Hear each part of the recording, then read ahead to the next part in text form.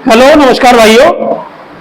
आज हमारा second session है और पिछले सेशन में हमने आपको बताया था कि क्लीनिंग सब्जेक्ट हमारा चल रहा था। क्लीनिंग कि हम किसी भी आइटम को अगर हम प्लेटिंग करते हैं तो उसकी क्लीनिंग हम पहले कैसे करेंगे, जो उसका मेन एक होता है प्री ट्रीटमेंट, उसमें हम क्लीनिंग कैसे करेंगे। तो हमारा जो अभी जो सब्जेक्ट चल रहा है वो चल रहा है प्री ट्रीटमेंट का।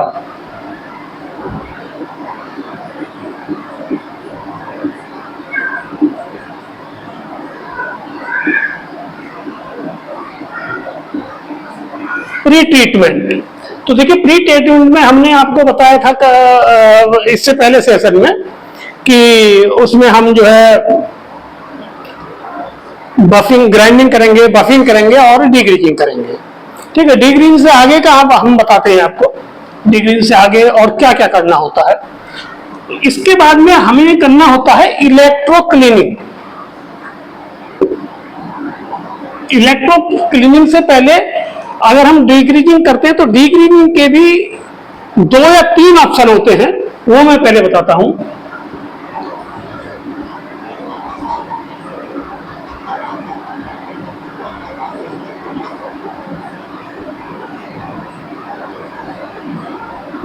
देखिए डीग्रीजिंग हम जो है उसके 3 ऑप्शन होते हैं। एक होता है वेपर डीग्रीजिंग,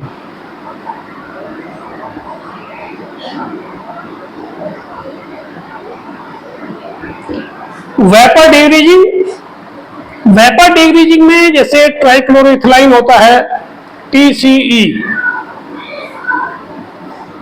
ट्राइक्लोरोथाइलिन। इसमें क्या होता है कि इसको गर्म करते हैं तो इसकी गर्म जो भाप होती है वो चिकनाई को, ग्रीस को डिजोल्व कर नीचे ले आती है। इसकी एक मशीन होती है अल्ट्रासोनिक मशीन। अल्ट्रासोनिक मशीन में ये प्रोसेस होता है। दूसरा प्रोसेस है अल्ट्रासोनिक मशीन में ही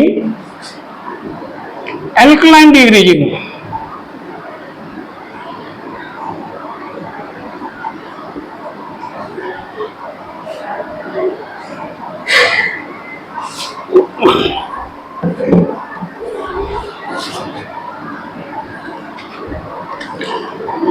एल्कलाइन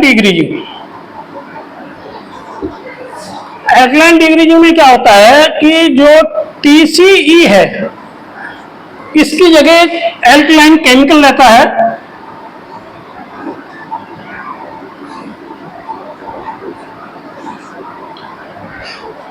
जिसका pH 7+ होता है और अल्ट्रासोनिक मशीन भी होती है।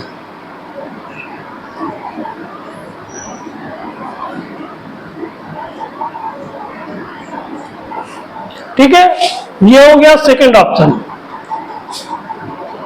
और थर्ड ऑप्शन है एल्कलाइन हॉट डीग्रीजिंग।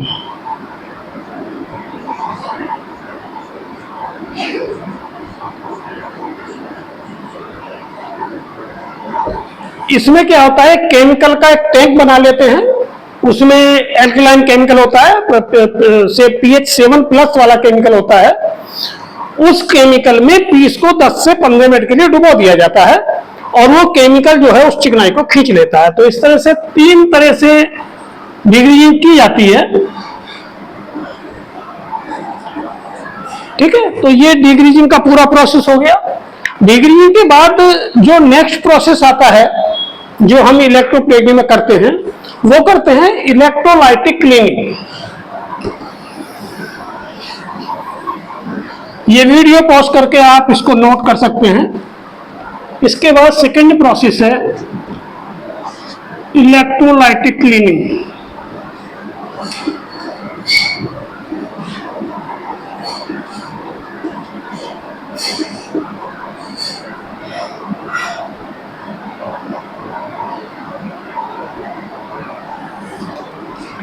इलेक्ट्रोलाइटिक क्लीनिंग 2 तरह की होती है।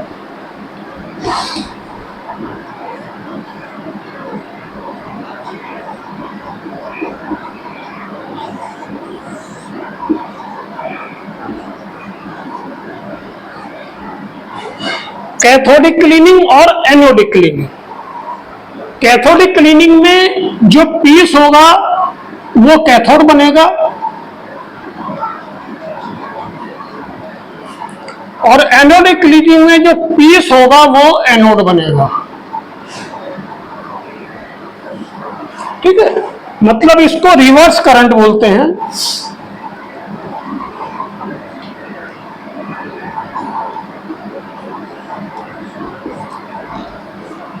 और ये स्ट्रेट करंट बोलते हैं।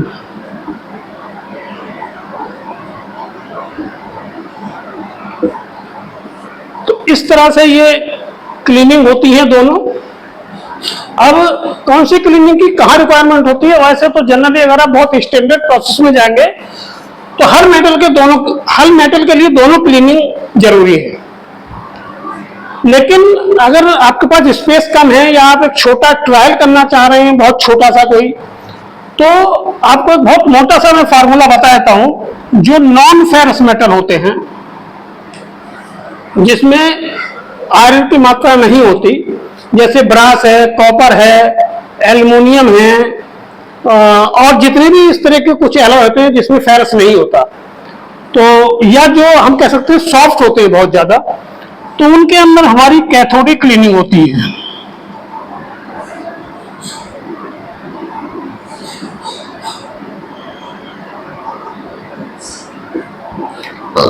और जो फेरस मेटल होते हैं, फेरस में मेनली लोहा हो गया, स्टील हो गया, जो हार्ड मेटल होते हैं उसमें एनोडिक क्लीनिंग होती है। सॉरी,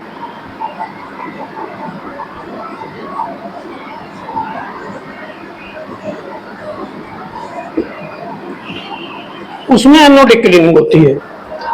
अब इसमें भी ये क्लीनिंग होती है, लेकिन अब इसमें केमिकल कौन सा यूज होता है वो एक अलग पैरामीटर है, वो भी हम आपको बताएंगे अभी।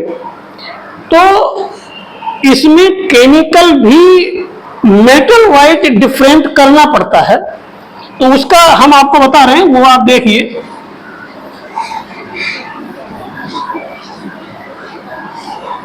क्योंकि ये प्री ट्रीटमेंट अगर अच्छा होगा तो आपकी प्लेटिंग बहुत बेस्ट होगी और उसमें आइटम में कोई प्रॉब्लम नहीं होगी। जैसे आइटम के ऊपर पपड़ी बन के उखड़ने की शिकायत होती है, पील ऑफ हो जाता है, जिसे बोलते हैं कि हमारा प्लेटिंग उखड़ रहा है मेटल से, तो वो सब प्री ट्रीटमेंट की कमी की वजह से होता है। तो वो आपको बिल्कुल प्री ट्रीटमेंट बिल्कुल बढ़िया से करना है, एकदम अच्छे से। तो इसमें क्या होता है कि अगर हम कैथोडिक क्लीनिंग करते हैं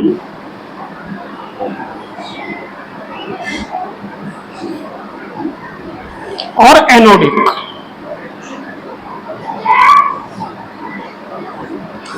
तो अब इसमें मेटल डिवाइड है, जैसे नॉन फेरस,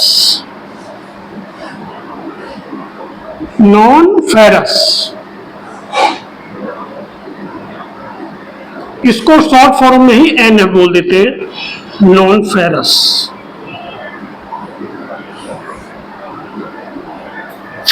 तो नॉन फेरस में देखिए ब्रास हो गया,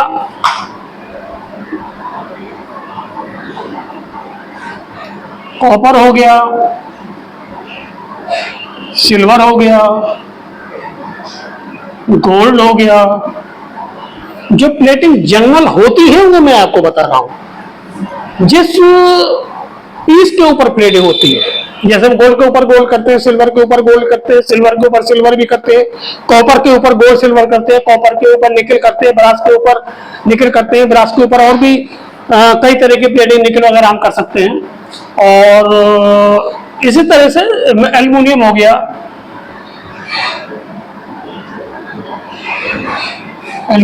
तो ये जो मेटल हैं, इनमें सब में नॉन फेरस में ये सब आते हैं। तो इनमें हमारी कैथोडिक क्लीनिंग होगी, ठीक है। मतलब जो पीस है इसको माइनस बनाया जाएगा, कैथोड बनाया जाएगा, और जो एनोड लगा रहेगा स्टील, जो हम करंट देंगे पीस को कैथोड बनाएंगे, तो जो हम करंट देने के लिए लगाएंगे एनोड, वो एनोड ही बनेगा। ठीक है, तो ये हमारा होगा। अब इसमें केमिकल का बता देते हैं पहले। केमिकल में इसमें एक बहुत मोटी सी बात है, इसके अंदर लो कास्टिक केमिकल यूज होते हैं।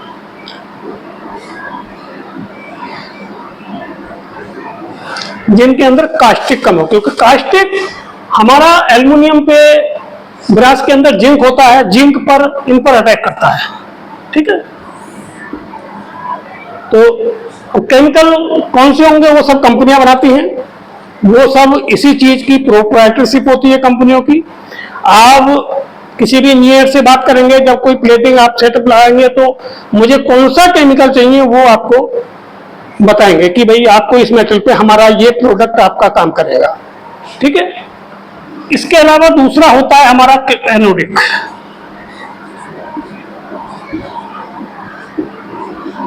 इसमें जो मेटल ज्यादातर आते हैं वो आयरन स्टील जाते हैं।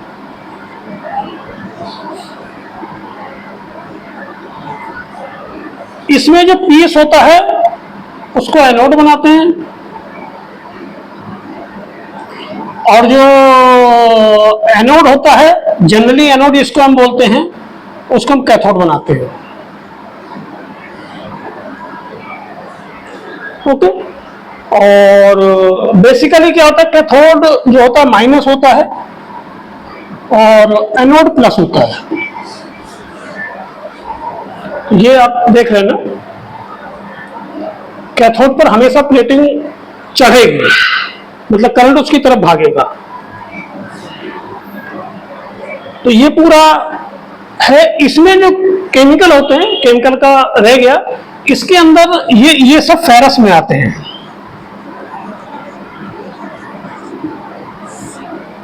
फेरस मेटल में इसके अंदर आयरन होता है, इसमें हाई कास्टिक होता है।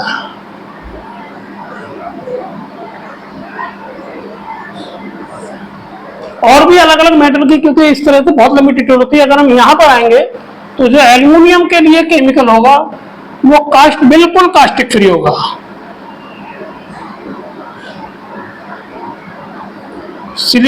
कास्टिक और कार्बोनेट फ्री।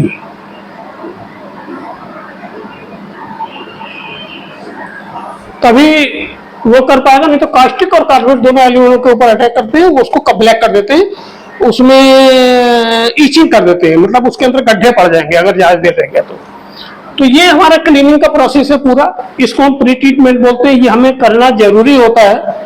प्री ट्रीटमेंट के बाद नेक्स्ट आता है, प्री ट्रीटमेंट के बाद हमने क्या करना है वो मैं आपको प्रोसेस बता रहा हूं सारा।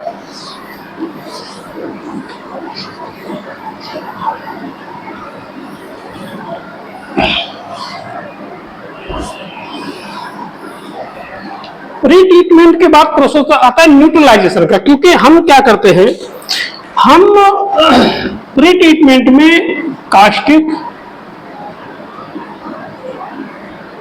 बेस होता है केमिकल, ठीक है, मतलब कि एल्कलाइन होगा।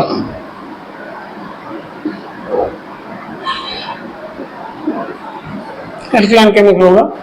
तो जो पीस है उसकी हम 2 या 3 बार वॉशिंग करते हैं, तो कई बार वो जो वॉशिंग है वो पूरी तरह वॉशिंग में निकल नहीं पाता है।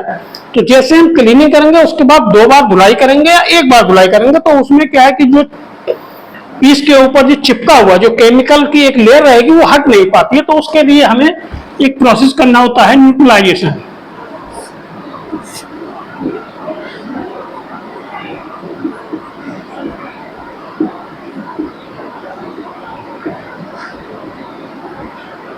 न्यूट्रलाइजेशन में क्या होता है कि कास्टिक होता है, इसमें जो मैक्सिमम यूज होता है वो 5%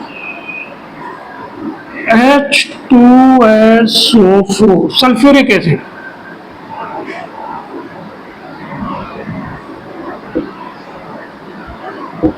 सल्फ्यूरिक एसिड यूज होता है।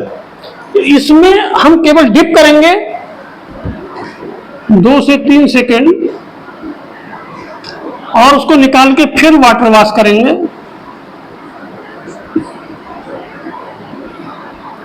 और वाटर वॉश करने के बाद उसे हम नेक्स्ट स्टेप मतलब प्लेटिंग में लाएंगे। जैसे जो सबसे पहले जो प्लेटिंग होती है जनरली अच्छा करने के लिए वो होती है एल्कलाइन कॉपर।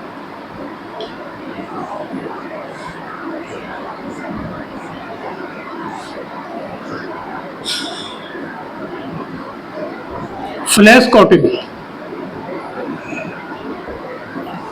इसमें क्या होता है कि हम हल्का सा पीस के ऊपर कॉपर चढ़ाते हैं। कॉपर चढ़ाने के बाद में हम आगे नेक्स्ट जो भी हमें निकल करना हो या हमें कोई और प्लेटिंग करनी हो तो वो अच्छी होती है, क्योंकि उसके ऊपर कॉपर आने के बाद कंडक्टिविटी, इलेक्ट्रिसिटी करंट जो है उसके फ्लो करने की जो कैपेसिटी है वो बढ़ जाती है, तो इसलिए हम कॉपर करते हैं। तो ये हमारा जो है प्री ट्रीटमेंट का पूरा प्रोसेस है। अब इसमें प्रोसेस में अगर कहीं चेंज होता है तो वो फिर अलग अलग प्लेटिंग, अलग अलग चैप्टर, अलग अलग सब्जेक्ट होंगे। जैसे हम कॉपर के ऊपर हम निकल प्लेटिंग कर रहे हैं, या ब्रास के ऊपर हम निकल प्लेटिंग कर रहे हैं, या ब्रास के ऊपर हम कॉपर प्लेटिंग कर रहे हैं, वो सब डिफरेंट सब्जेक्ट होंगे। उसमें केमिकल में क्या चेंज करना है, प्रोसेस में क्या चेंज करना है, वो सब में अलग अलग होता है। और वो एक साथ मतलब ये तो मैंने कॉमन बताया, कॉमन बाकी चीजों को नहीं बता सकते हैं। उनका सबका मेटल का अलग अलग प्रोसेस होता है, अलग अलग केमिकल होते हैं, तो वो जो है वो एक एक जब सब्जेक्ट चलेगा एक एक प्लेटिंग का तो वो उसमें बताए जाएंगे। ठीक है, अभी फिलहाल में ये जनरल एक मैंने प्री ट्रीटमेंट का आपको बताया। ये प्री ट्रीटमेंट का एक बहुत ही इंपॉर्टेंट चैप्टर होता है इलेक्ट्रोप्लेटिंग में। और प्री ट्रीटमेंट और पोस्ट ट्रीटमेंट, पोस्ट ट्रीटमेंट में क्या होता है, पोस्ट ट्रीटमेंट में प्लेटिंग करने के बाद पीस हमारा अच्छा निकला, प्लेटिंग में कॉपर हमने किया, ब्रास किया या निकल किया, कोई भी कोटिंग की, गोल्ड किया, कॉपर किया, पीस बहुत बढ़िया निकला। लेकिन निकलने के बाद वो 4 दिन बाद 6 दिन बाद देखा तो उसमें या तो डस्ट आ गया, या उसकी ग्लॉस डाउन हो गई, या उसके ऊपर स्पॉट आ गए, तो इस तरह की समस्याएं होती हैं। तो उसके लिए होता है पोस्ट ट्रीटमेंट।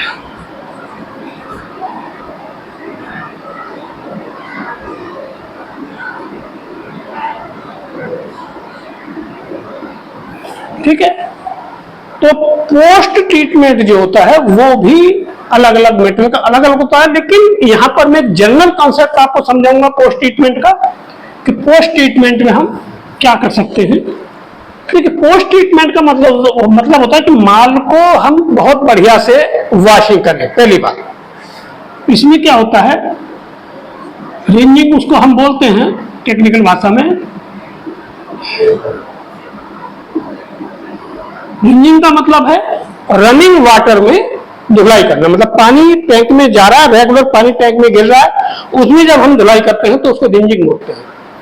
और एक स्टोरेज पानी किया हुआ है, उसमें पानी रेगुलर चल नहीं रहा है, उसमें अगर हम वॉशिंग करेंगे तो उसको वॉशिंग बोलेंगे। ये फर्क होता है। तो रिंजिंग प्रॉपर होनी चाहिए। ओके,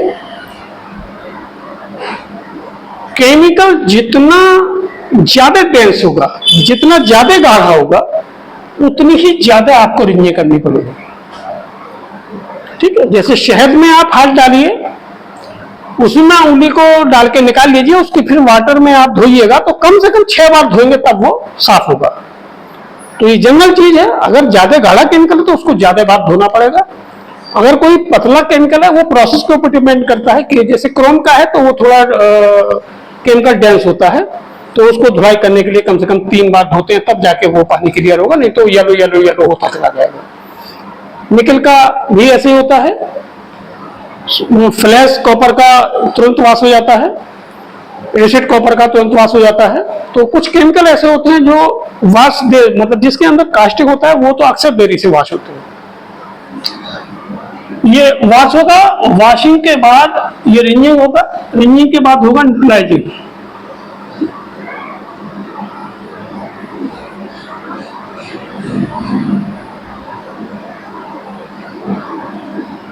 देखिए, न्यूट्रलाइजिंग का मतलब, न्यूट्रलाइजिंग जो होता है वो ऐसा होता है कि अगर हम सिल्वर कर रहे हैं तो सिल्वर के अंदर जो मेन फैक्टर, में एग्जांपल आपको दे रहा हूं, सिल्वर के अंदर ज्यादा जो केमिकल होता है वो पोटास होता है।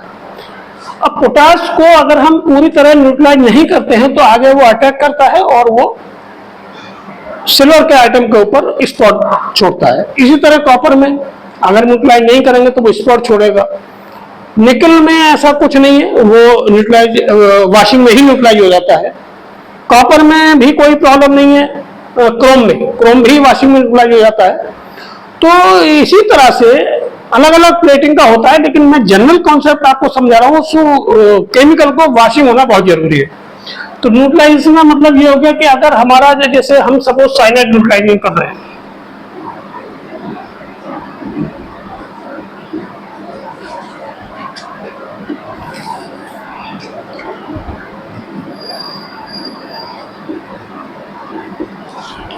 पोटास, अगर हम साइनाइड को पोटास बोलते हैं, पोटास अगर हम न्यूट्रलाइज कर रहे हैं तो पोटास के लिए जो लाइट एसिड आते हैं, देखिए साइट्रिक एसिड,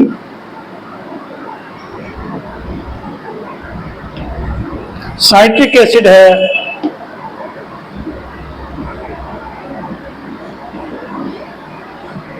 टार्ट्रिक एसिड है।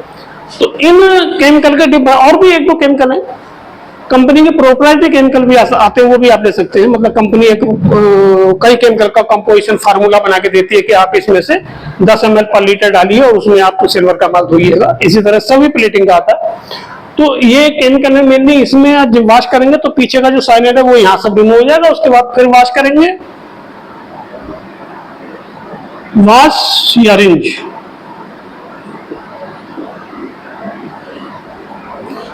रिंज वॉश करेंगे या रिंज करेंगे। रिंज करने के बाद में हॉट वाटर डिप,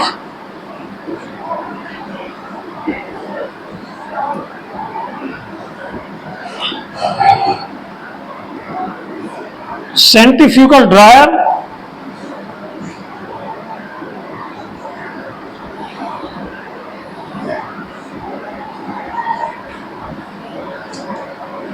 सेंट्रीफ्यूगल जो ड्रायर होता है वो इसलिए होता है कि अगर हम कोई भी माल है वो हमारा तुरंत हमें सुखाना है, मतलब पानी उसके ऊपर ज्यादा रहेगा तो वो माल ज्यादा प्रॉब्लम करेगा। तो सेंट्रीफ्यूगल ड्रायर में माल तुरंत सूख जाता है, उसके ऊपर पानी बहुत ज्यादा देर नहीं रहता है, हॉट एयर फेंकता है ये और रोटेट भी करता है, तो तुरंत माल सूख जाता है।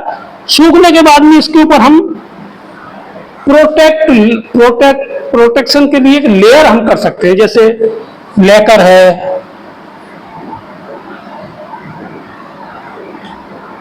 लेकर या ऑर्गेनिक कोटिंग।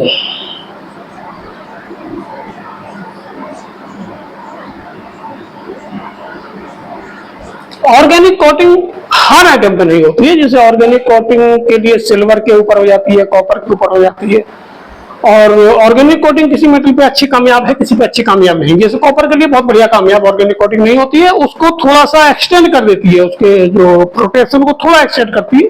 फाइनली आपको लेकर ही करना पड़ेगा। लेकर स्ट्रॉन्ग होता है, लेकर वाटर बेस भी होते हैं, लेकर थिनर बेस भी होते हैं, कोई भी लेकर आप कर सकते हैं। वाटर बेस करेंगे थोड़ा कम लाइफ मिलेगी, और थिनर बेस करेंगे थोड़ा ज्यादा लाइफ मिलेगी। लेकिन थिनर बेस लेकर करने के लिए आपको ड्राइंग ओवन भी चाहिए, उसमें खर्चा ज्यादा है। वाटर बेस करने में बहुत ज्यादा खर्चा नहीं है। ऑर्गेनिक कोटिंग सिल्वर पे केवल काम करती है, बाकी जो मेटल है या गोल्ड पे काम करती है, बाकी जो मेटल है उन पर ऑर्गेनिक कोटिंग काम नहीं करती है। तो ये सारी चीजें हैं। अब ये हमारा ये कंप्लीट हो गया है प्री ट्रीटमेंट और पोस्ट ट्रीटमेंट। अब हम अलग अलग मेटल के हिसाब से आपको बताएंगे कि प्लेटिंग, जैसे निकल प्लेटिंग, तो हम अलग अलग चैप्टर लेके चलेंगे। निकल, कॉपर, ब्रास प्लस मेटल, किस मेटल के ऊपर करना। जैसे निकल करेंगे हम तो निकल कॉपर के ऊपर करना, निकल स्टील के ऊपर करना, निकल आयरन के ऊपर करना, निकल कॉपर के ऊपर करना, निकल सिल्वर के ऊपर करना। तो ये सब चैप्टर वाइज चलेंगे। तो ये आप नोट कर सकते हैं, और मेरे मैसेज बॉक्स में आप मैसेज भी डाल सकते हैं। इसमें कुछ समझ नहीं आया तो मैं आपको व्हाट्सएप पे भी जवाब दे सकता हूँ। ये मेरा व्हाट्सएप नंबर है, ठीक है। फोन मैं बहुत ज्यादा नहीं उठा पाता हूँ, लेकिन आप मैसेज करेंगे तो मैसेज का जवाब मैं आपको बिल्कुल पक्का दे दूंगा। और ये कोई भी केमिकल आप अपने आसपास कहीं भी अगर आपकी कोई दुकान है, ठीक है, जैसे आप किसी दूर दराज एरिया से हैं, वहां पर आपकी कोई शॉप है, वो केमिकल बेचता है, उसको भी जानकारी नहीं है, और आप कोई केमिकल लेना चाहते हैं, किसी केमिकल का नाम पूछना चाहते हैं, तो आप व्हाट्सएप में मैसेज डाल सकते हैं कि भाई हम इस कंपनी का प्रोडक्ट यूज करते हैं, बहुत कंपनी मार्केट में है, तो आप इस कंपनी का केमिकल हम यूज करते हैं। तो हमें जो है, और हमारे यहाँ शॉप है लेकिन वो नहीं बता पा रहा है, तो मैं आपको यहाँ से बता दूंगा केमिकल का नाम, जो वहां पर मिल जाएगा आपको, ठीक है। और अगर किसी वजह से नहीं मिलता है, एरिया दूर दराज का है, तो यहाँ से हम कोरियर भी कर देते हैं। हमारे यहाँ भी सारा केमिकल, सारा मेटेरियल मिल जाता है। हम गोल्ड के, रोडियम के सारे प्लांट लगाते हैं।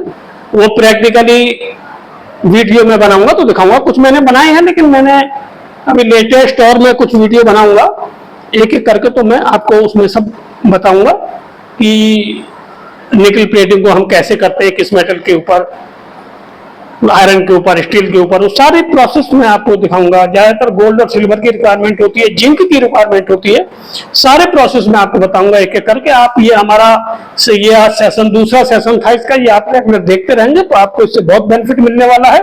और इलेक्ट्रोप्लेटिंग आप कहीं आपको जाने की जरूरत नहीं है, कंप्लीट ट्रेनिंग मेरे साथ से आप देखेंगे तो कंप्लीट ट्रेनिंग आपको हो जाएगी इस चीज की। आप पढ़े लिखे हैं या नहीं है, इसमें पढ़े लिखे कोई नहीं, आपका माइंड थोड़ा शार्प होना चाहिए, आप एकदम पूरी तरह सीख पाएंगे, कहीं कोई प्रॉब्लम नहीं है, ठीक है।